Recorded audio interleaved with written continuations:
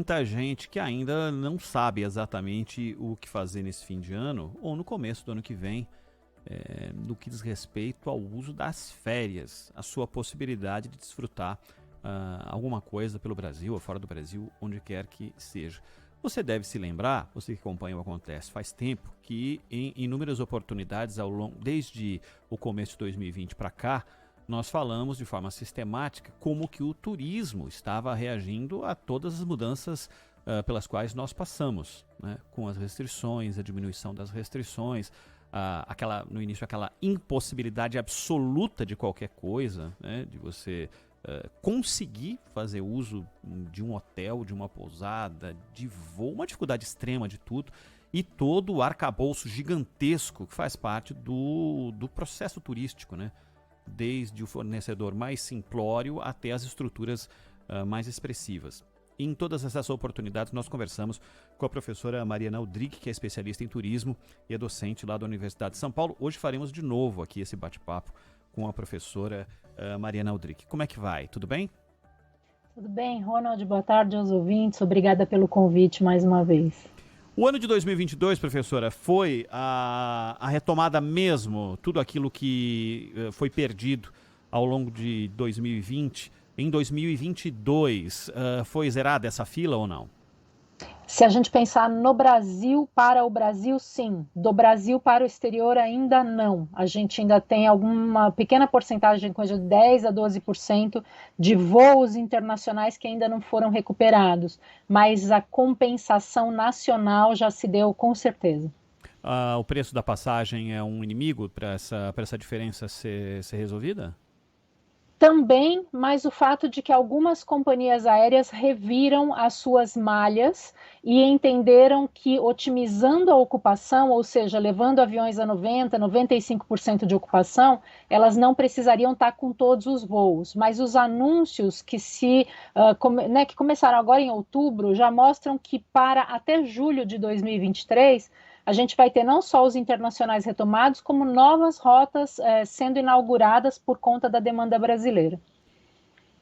Nós temos mais ou menos companhias aéreas, se a gente for pegar de 2020, comparar 2020 com 2022, na estrutura da malha aérea internacional. A gente tem mais ou menos gente trabalhando.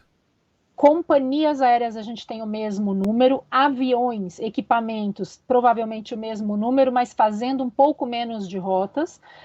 Desemprego já foi todo compensado, ou seja, as companhias aéreas fizeram um esforço muito grande em recontratar a mão de obra, né? É muito diferente do que a gente viu, por exemplo, no verão europeu, em que houve muitas demissões nos aeroportos e essas posições não foram recuperadas e se deu uma confusão entre julho e setembro, e agora também, na época de Natal, já se vê nos aeroportos europeus também a falta de mão de obra. Aqui no Brasil a gente não vive mais esse problema de falta de mão de obra.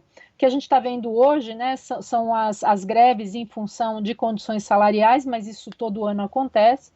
Então, não há, pelo menos por enquanto, um cenário de desabastecimento. É só realmente de adequação. Operar no Brasil é muito caro, né? Os impostos em relação ao combustível são muito mais caros do que na Argentina, por exemplo, ou no Chile, e com isso algumas companhias acabam adiando um pouco a decisão para deixar o mercado mais maduro. Lembrando que esse ano para nós não foi um ano muito fácil, a gente teve muita incerteza econômica, né? Então elas esperaram para anunciar essas decisões.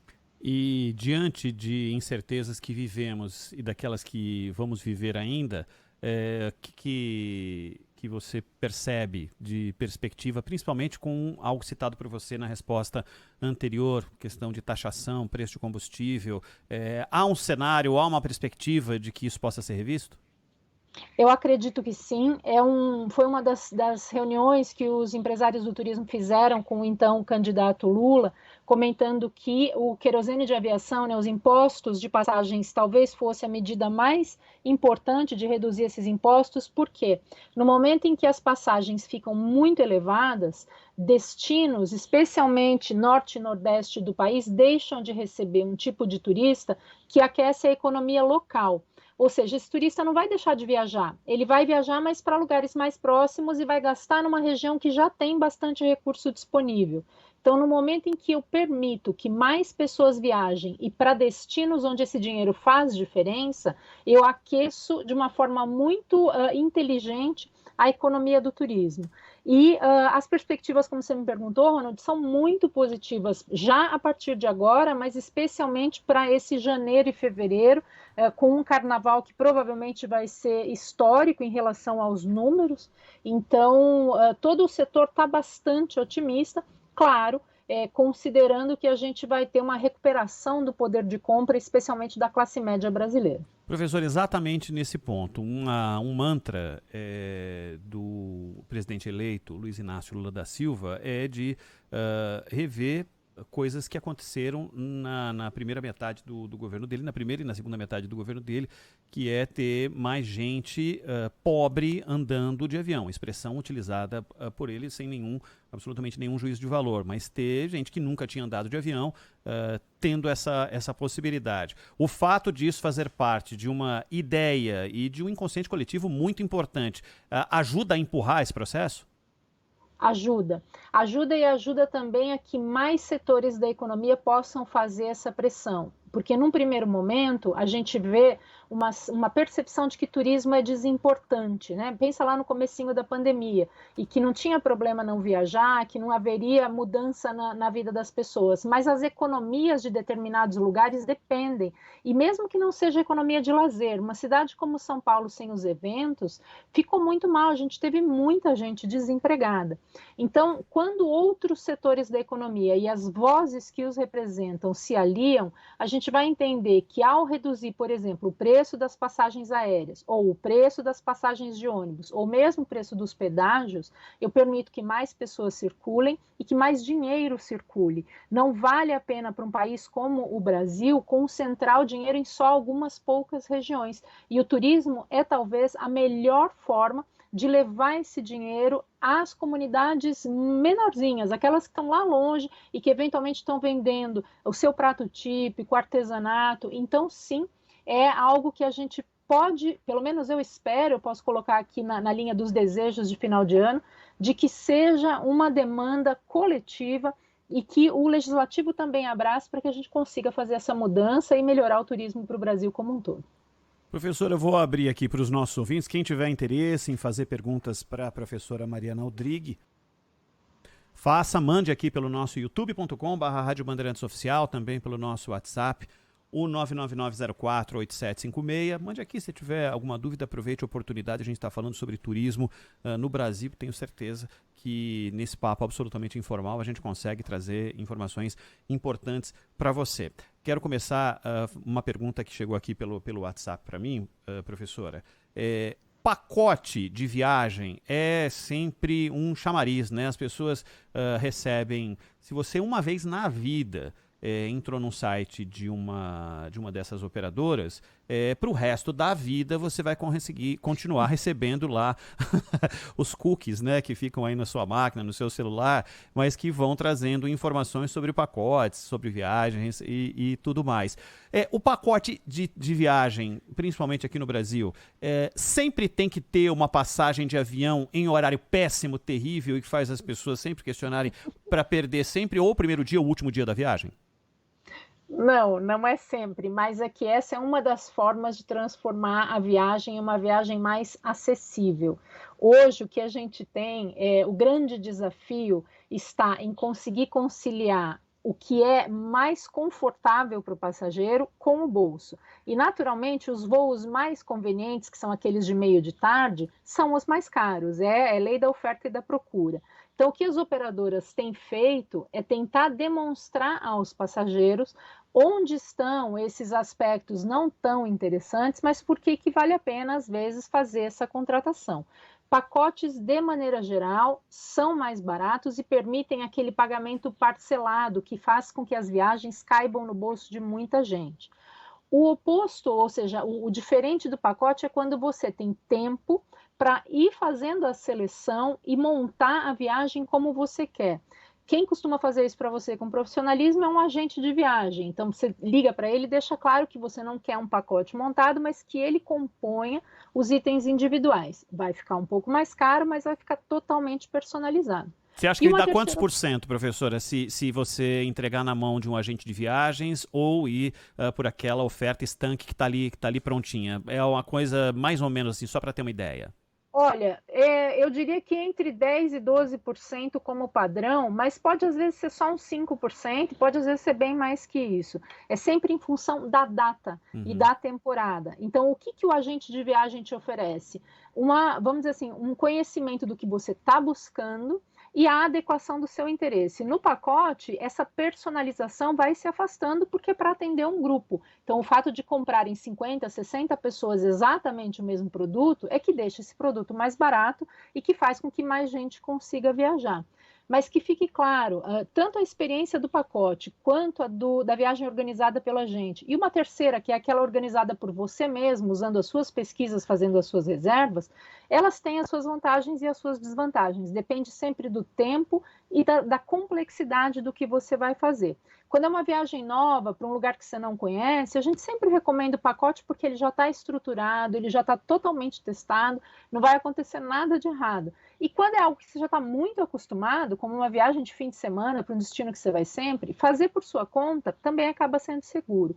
Então, turismo é aquela coisa, a gente sempre vai tentando entender o que o cliente está querendo para poder atendê-lo da melhor forma possível com o melhor produto. E nem sempre esse melhor produto vai ser o mais barato para ele. Professor, o Júlio César Francisco Silva, em cima ainda da questão dos pacotes, tem alguma perspectiva para que 2023 haja, se não houver aquela mudança que nós conversamos aqui de impostos, tal, tem alguma perspectiva de que os preços possam ser menores em 2023? Provavelmente sim. A gente tem 3 elementos que pesaram para 2022. O primeiro foi o fato de que houve uma inflação do turismo quase 5 vezes maior do que a inflação geral de preços. Então, houve momentos em que a gente tinha mais de 40% de elevação no preço da hotelaria, 30% no preço do aluguel de carros, quase 100% no preço das passagens aéreas, e esta previsão não está ainda desenhada para 2023. Esse é o primeiro. O segundo é o fato de que a instabilidade causada pela guerra Rússia e Ucrânia também já está provavelmente mais precificada. Então, essa variação da moeda nacional não deve ser tão consistente quanto se viu ao longo de 2022. E uma terceira seria essa questão dos impostos, mas mais do que isso, da percepção das companhias em investir mais no mercado, seja aumentando as rotas ou trazendo nas mesmas rotas mais voos. Então, são 3 elementos, cada um com os seus fatores de risco, mas que podem levar as passagens para um pouco mais baixo. Vão ficar menos da metade do que a gente viu? Não, né? Isso a gente não tem esperança. Mas que pode haver uma queda entre 10% e 15% do que se viu ao longo de 2022, isso é possível. E aí a grande recomendação é tentar evitar viagens em períodos de muita demanda para conseguir as melhores promoções. Então, a partir do carnaval até metade de junho, a gente vai ter preços muito bons. Depois de 15 de agosto até o final de outubro, também vai ter preços muito bons. O Douglas está falando sobre algo, aliás, o Douglas não, o Cristiano falando sobre a questão de companhias aéreas. Muito se falou em companhias low cost, que na Europa é um sucesso e que vai chegar no Brasil e vai resolver essa questão, e a gente continua tendo Azul, Latam e Gol dominando quase todos os voos aqui no Brasil. A abertura de concorrência tem espaço ainda? A gente sonha com isso acontecer para que haja redução das passagens, professora? A gente sonha, mas eu queria adiar o sonho de vocês sem jogar muita água, porque, primeiro, a gente precisa voltar para um patamar de mais de 100, 110 milhões de brasileiros viajando o ano. A gente ainda não chegou nesse número, a gente deve fechar 2022 perto de 90 milhões. A gente precisa de uma mudança na complicação tributária, não é só a reforma tributária, mas para uma low cost é muito caro operar no Brasil. E só para dar um exemplo, o custo das queixas jurídicas que se tem no Brasil faz com que a passagem brasileira quando ela é emitida por uma companhia internacional, ela fica até 3 vezes mais cara, porque há muitas demandas judiciais em função, às vezes, de um atraso ou de um extravio de mala, e essas companhias, na legislação, por exemplo, da Europa, é muito mais simples, portanto, mais barato tratar disso. E a gente tem também o fato de que outros países estão competindo com o Brasil na atração dessas low cost, que, claro, não conseguem atender todos os países de uma vez só. Então, não vejo esse momento de entrada de novas companhias em 2023. Provavelmente as negociações possam começar agora e, quem sabe, entre 2024 e 2025, novos voos sejam oferecidos como teste aqui para o Brasil.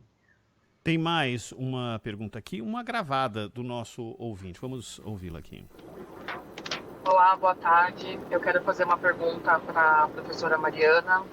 Sou uma seguidora dela, conheço o trabalho, excelente trabalho, com dados efetivos, com números efetivos do turismo brasileiro. A pergunta é: o que esperar do Ministério do Turismo para os próximos 4 anos em relação às tratativas do turismo nacional para o nosso planejamento de forma efetiva? Muito obrigada. Eu acredito que quem esteja falando seja a Ana Raquel. Se for, um abraço para ela, senão depois você me diz, Ronald, quem foi. Mas a gente ainda não tem um nome apontado, né, para o Ministério do Turismo, tem vários nomes na mesa. A maioria dos nomes são, obviamente, de políticos que estão formando a base do governo e não necessariamente de pessoas que tenham um histórico com o turismo.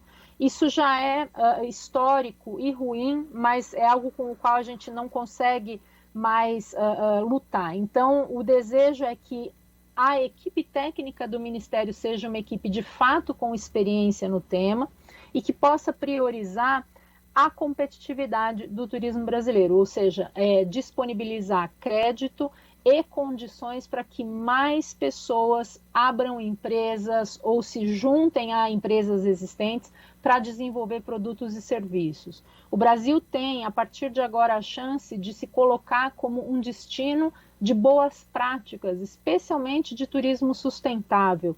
Então, aproveitando todo o nosso patrimônio cultural e natural, divulgando com responsabilidade e, quem sabe, ampliando bastante o número de visitantes internacionais que vão trazer moeda estrangeira. Então, o desafio para o próximo ministério é, de fato, ter uma equipe qualificada, que trabalhe de forma bastante inteligente e moderna, abrindo mão de modelos bastante antigos que estavam aí em vigor. É a Ana Raquel mesmo, tá, professora? Perfeito. Mais 3 perguntinhas, prometo liberar a professora, porque fica aqui uma infinidade de perguntas que vão chegando aqui. Professora, estou enganado ou tem menos parcelamento sem juros ou diminuíram a quantidade de parcelas sem juros para quem está buscando ou passagens ou pacotes? Aquela coluninha onde aparece, onde se limita o sem juros e começa a parte com juros, parece ser maior desta feita. Na verdade, o que aconteceu foi uma modificação no finalzinho do ano passado que pegou todo mundo de surpresa, aumentando a taxação para as transações, especialmente quando são transações feitas por aqueles aplicativos de empresas que estão fora do Brasil. Então, ficava muito caro para essas empresas oferecerem parcelamento. Algumas delas simplesmente eliminaram a opção de parcelamento, o que é muito ruim para a nossa operação. E, naturalmente, para muitos bancos também, houve aí a restrição de crédito para viagens por conta do histórico de pandemia, 2020 e 2021, a necessidade, né, de ter que lidar com créditos e novos créditos e novos adiamentos de viagem. A gente tem notícias das instituições, das principais instituições bancárias, de que deve voltar o parcelamento em 10 ou 12 vezes, mas o que tem mais sido oferecido pelas empresas é entre 4 e 6 vezes, ou eventualmente quando o cliente compra usando o parcelamento do próprio cartão. Mas você tem toda a razão, Ronald, ficou mais difícil ou menos espaçada essa compra. Professora, quem faz uma viagem organizada a partir de um processo tipo do Airbnb e dá certo, essa pessoa não volta a procurar um agente de viagem porque se entende como a solução mais barata para os próprios anseios de turismo? Não acho que isso seja uma verdade. A gente tem muitos turistas e o mesmo turista viaja de formas diferentes. Então, veja, numa viagem em que você vai com a sua família, eventualmente amigos, agora para o final do ano, você consegue dar conta da auto-organização. Provavelmente vai ser em algum lugar próximo, vocês vão de carro, vocês administram as compras de alimentação. Numa viagem um pouco mais longa, em que talvez você precise de uma orientação em relação a viagens aéreas e mesmo a seguro de viagens, você vai olhar para uma orientação de agente de viagens. Numa viagem internacional em que a mesma pessoa está indo talvez para um país que ela nunca foi, ela não vai correr o risco ou não vai se arriscar para pensar se a região que ela está escolhendo é a ideal. Então, é claro, na ponta do gráfico eu tenho o turista que é totalmente aventureiro e ele faz tudo por conta própria e administra bem as coisas que não dão muito certo, mas no meio desse gráfico, onde estão a maioria dos turistas, um certo conservadorismo de preferir contratar alguém que já tem os contatos e tem as redes para resolver melhor os imprevistos. Então, eu diria que o mesmo turista, ele oscila, ele vai de Airbnb para hotel, volta para Airbnb, dependendo da motivação da viagem, do contexto e de quem está viajando com ele. Claro, vai ter os que são super fidelizados de um lado e de outro, mas dos que a gente estuda com frequência, são pessoas que aceitam ir e voltar a qualquer tempo para o que for mais conveniente naquele momento. Professor, uma verdade, a partir da criação, eu estou perguntando se é uma verdade, tá? Não estou dizendo que é, Sim. mas a partir dos sites que analisam hotéis e as pessoas podem dar os próprios depoimentos, quebrou aquela lógica de você se surpreender com alguma coisa? O que os comentários, talvez haja algum estudo nesse sentido, não sei, mas as pessoas realmente desistem de determinadas coisas se elas percebem que algum comentário tocou tão profundamente que não vale nem olhar, ou nem pesquisar, ou nem perguntar, ou nem ligar para o hotel ou para a pousada, seja lá onde for, se ela percebe alguma coisa muito cabeluda de onde ela pretendia e tinha talvez o preço ideal para ela se hospedar? Sim, isso em inglês se chama peer review, a gente traduz como revisão pelos pares, e foi a grande contribuição da dinâmica de redes sociais para os serviços de turismo, porque antes talvez só a localização fosse suficiente. Então, se você tivesse uma excelente pousada, mas a 2 quadras da praia, você não conseguia atingir um público porque você não tinha as fotos da janela do quarto vendo o mar. E hoje se vê que, pelos filtros que o consumidor faz, por exemplo, viajando com a família, ou viajando com crianças, ou viajando sozinho, enfim, em busca de silêncio, os filtros personalizados levam a comentários de pessoas que têm um comportamento parecido e que vão te ajudar a pensar, olha, é um lugar onde a comida está muito mais legal que os... Ih, perdemos o contato com a professora? Acho que caiu. Vamos tentar reconectar a professora só para essa última pergunta, porque era muito importante. Tinha só mais uma pergunta de ouvinte aqui. Quero agradecer porque tem tanta gente que fez pergunta aqui, mas tanta gente mexe, né, com você que está pretendendo tomar decisões aí da sua família, se vale a pena fazer a viagem, gastar aquele dinheiro, ou fazer uso de um dinheiro que você não tem, ou seja, você vai financiar a sua viagem, e esse papo traz elementos, digamos assim, para você tomar a melhor decisão. Essa de quem escolhe o Airbnb como uma solução e dá certo é uma verdade. Já está aqui a professora? Está de volta? Oi, professora, está de volta aqui. Professora Mariana, está me ouvindo? Oi, estou aqui, Ronald, desculpa, foi uma oscilação aqui na rede. Sem problema, vamos lá, só para concluir essa parte a respeito das consultas. Isso. Então, como eu dizia, essa revisão pelos pares, ela é algo que ajudou demais os empresários de turismo em todos os segmentos. A gente não depende mais de uma foto, às vezes uma foto falsa dizendo que tem vista para o mar, ou só a proximidade, né, de um atrativo turístico. E quando o consumidor faz os filtros e se identifica com determinados grupos, por exemplo, pessoas viajando em família, pessoas viajando com pet, pessoas viajando sozinhas, ele vai ver avaliações similares ao comportamento dele e vai tomar decisões melhor fundamentadas. E mais do que isso, os próprios mecanismos de avaliação também melhoraram, de modo a garantir que não haja revisão falsa ou que seja da concorrência, no sentido de minar a concorrência.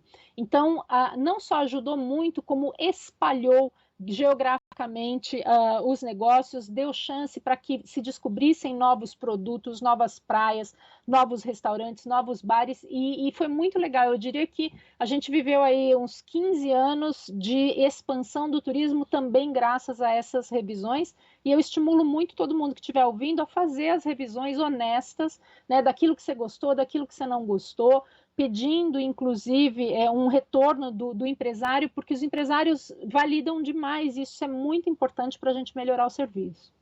Professor, eu sempre encerro os nossos papos perguntando sobre o mercado de cruzeiros. Esse ano aumentou aí o número de navios no Brasil.